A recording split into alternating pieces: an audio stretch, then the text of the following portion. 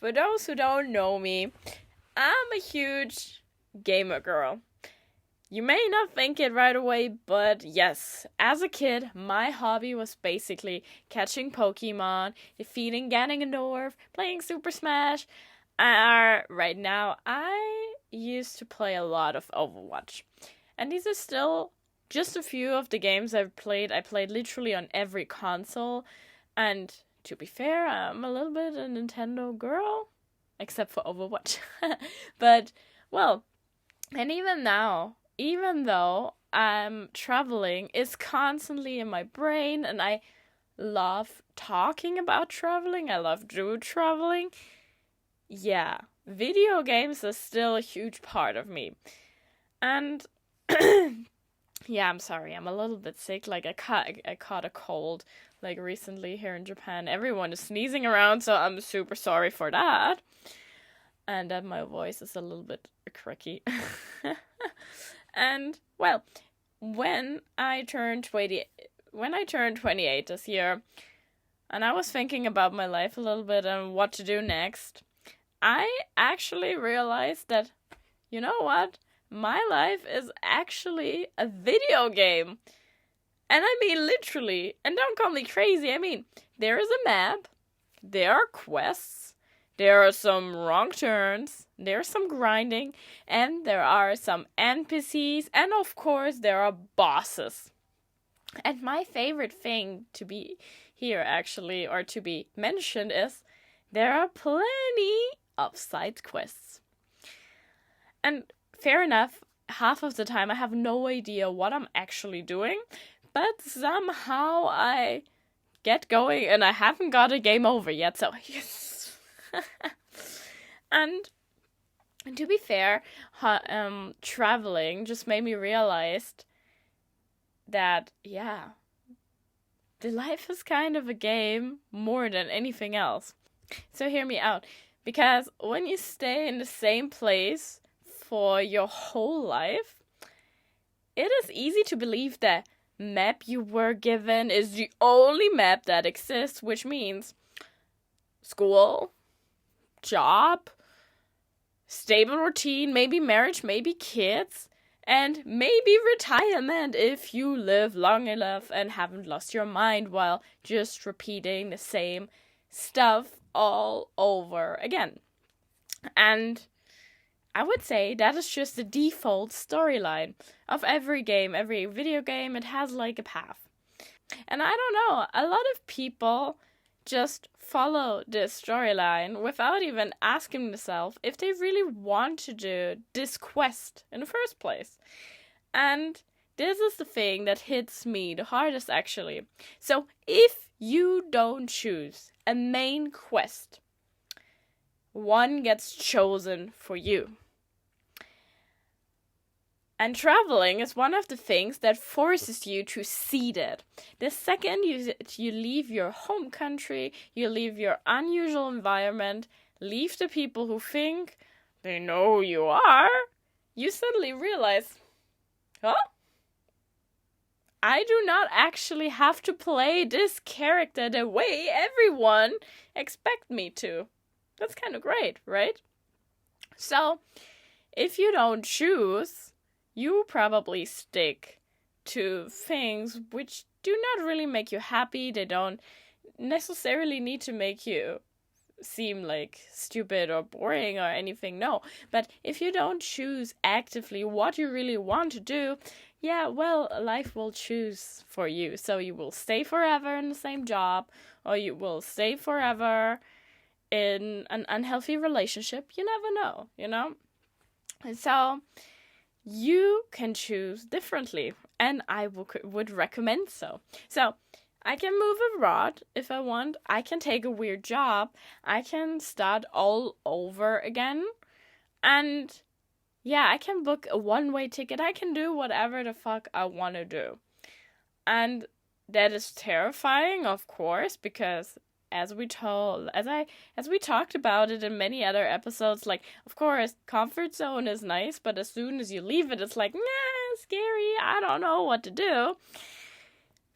But that is also freedom. the second thing I realized is actually that your spawn point is random. I mean, it's obvious, of course, but yeah, some people start with money. Some people start with confidence. Some people start with supportive parents.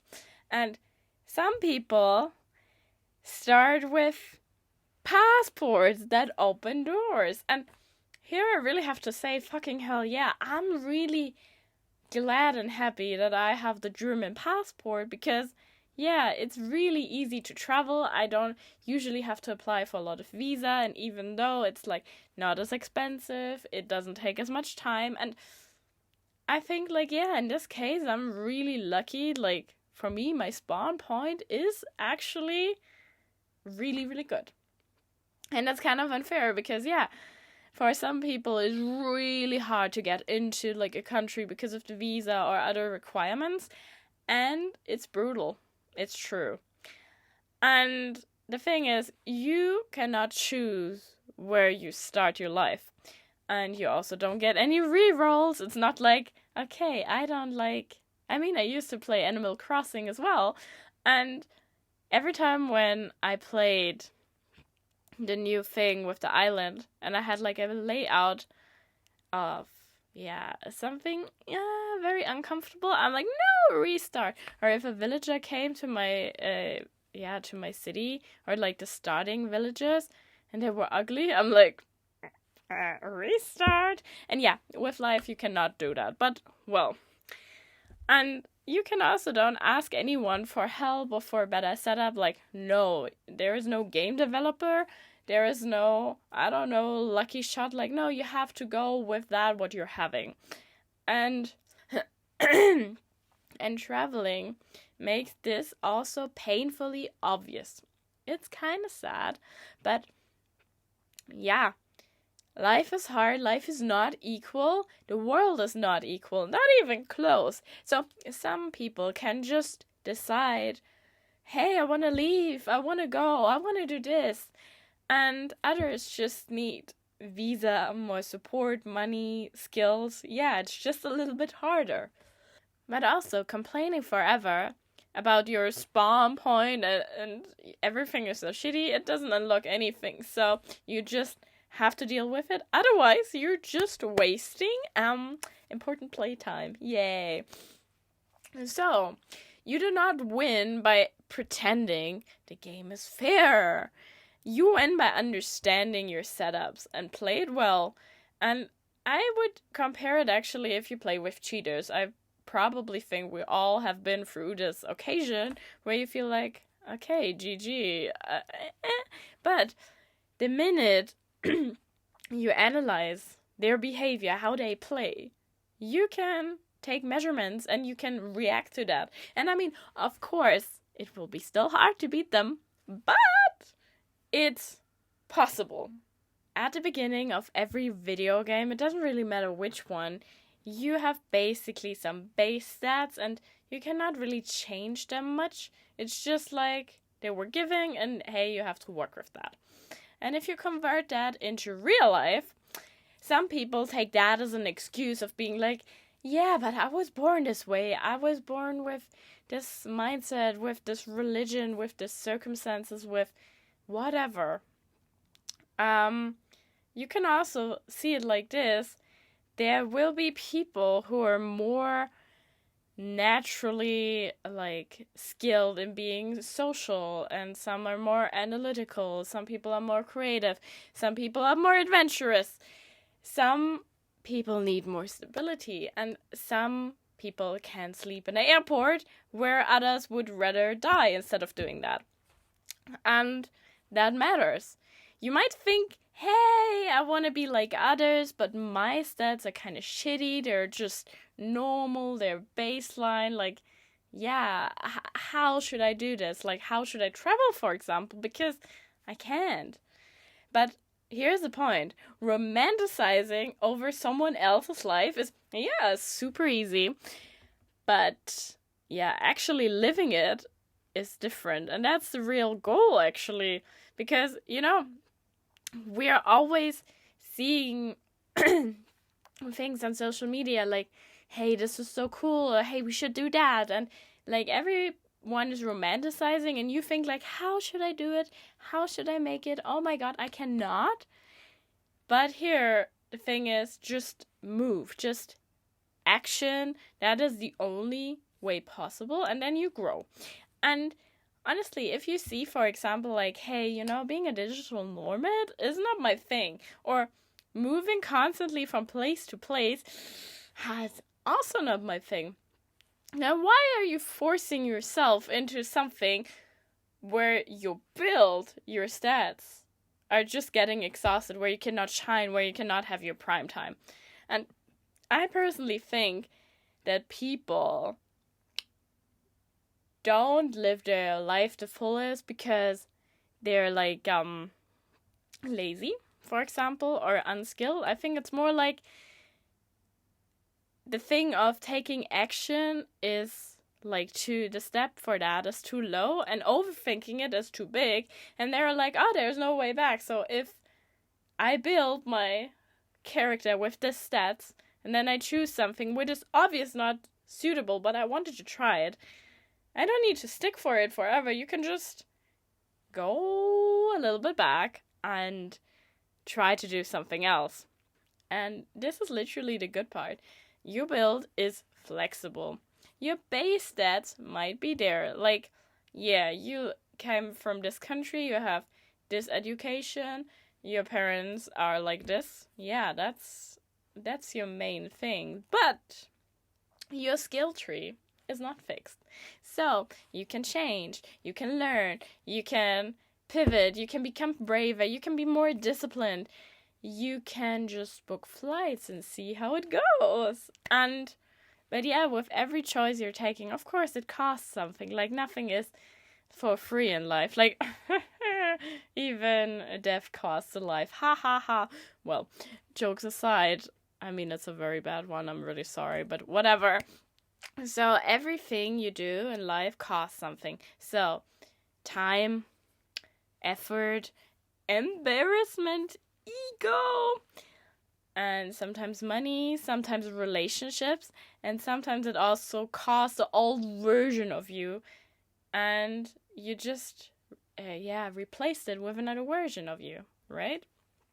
And another thing, travel literally slapped me in the face is this: your environment shapes you more than you think.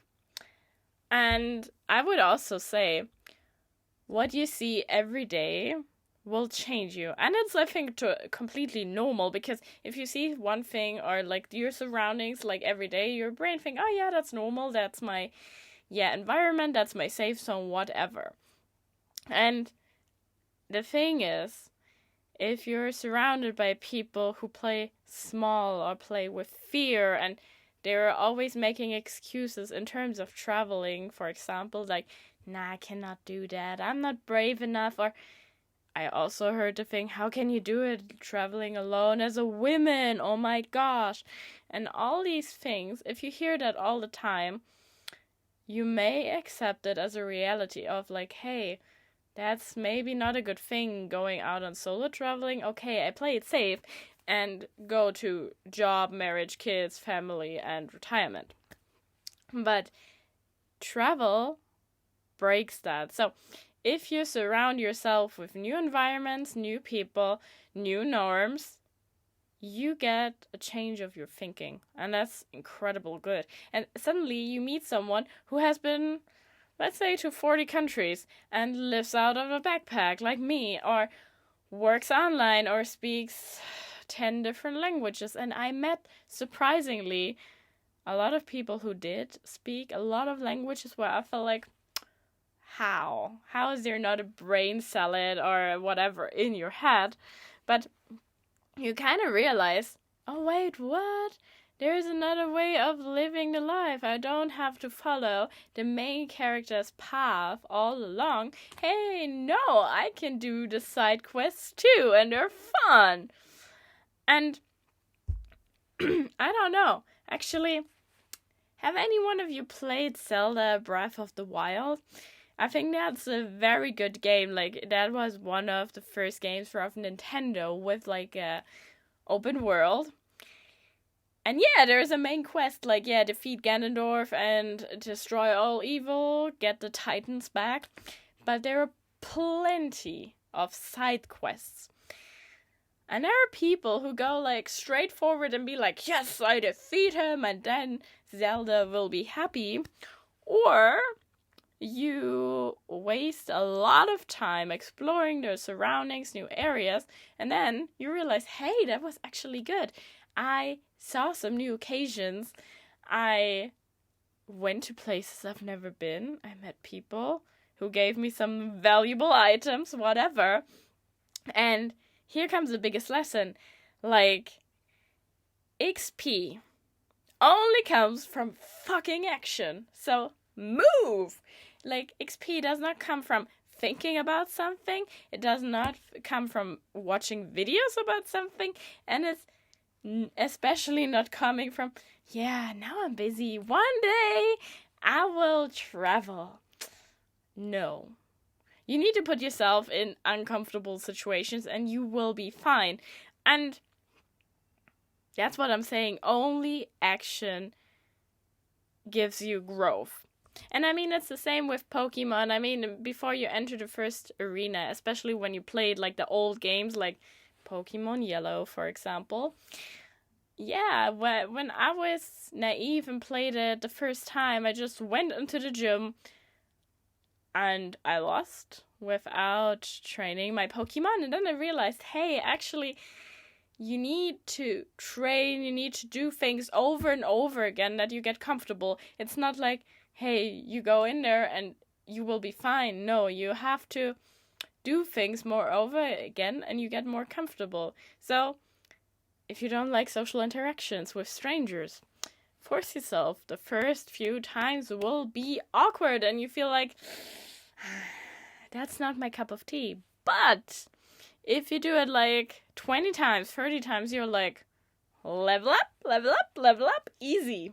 And I mean, that's the grind. I personally think always that consistency beats talent. Like, if you're talented, if you're skilled, okay, great. It doesn't matter in which topic we're talking about.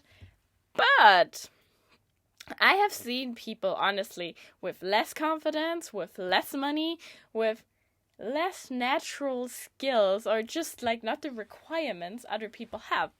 But they just kept going, and you feel like, huh? They kept posting, they kept applying, they kept learning, they kept traveling, and they kept trying even after embarrassments. And you feel like, wow, that's nice. And that's the thing, that's the same with video games. If you lose the first time to an end boss, to a gym leader, to whatever, you have to keep trying and trying again until you get better. And the last thing I want to talk about actually is that single mode is fun, but playing co-op mode for some video games is just more fun. So, once you meet the right friend, the right mentor, and also the right stranger in a hostel, I don't know, you will get a different perspective and you feel like, hey, it's actually not that bad and we can do something together. We explore stuff together, and after a while, we set apart and you will meet other people. And that's the beauty of traveling. Honestly, you travel solo, but you're actually never alone. And travel is full of actually interesting people. And that is such a big reason why I love traveling so much, because you learn about new cultures, new perspectives, new education, literally everything. And yeah, you also know, hey, not everyone stays. I mean, to be fair, most people don't. But that doesn't make it unimportant. No! Like, on the contrary, it is important. And with a lot of video games, you know that for sure. Like, Pokemon is probably the best thing. And, you know, I'm a big fan with my big Jolteon here. Like, you find a Pokemon and you feel like, that's cool. And after a while, you'd be like, yeah, I already have like 3 fire types. Like, yeah, maybe I should swap. And then you just, yeah, it's like with people. You meet people for a specific time. Maybe some follow the whole path of your traveling or your journey in general, and then there are people who are just like getting like, okay, sent to your PC box. That sounds really harsh, but yeah, that's how Pokemon works. Okay, sorry for that, but yeah.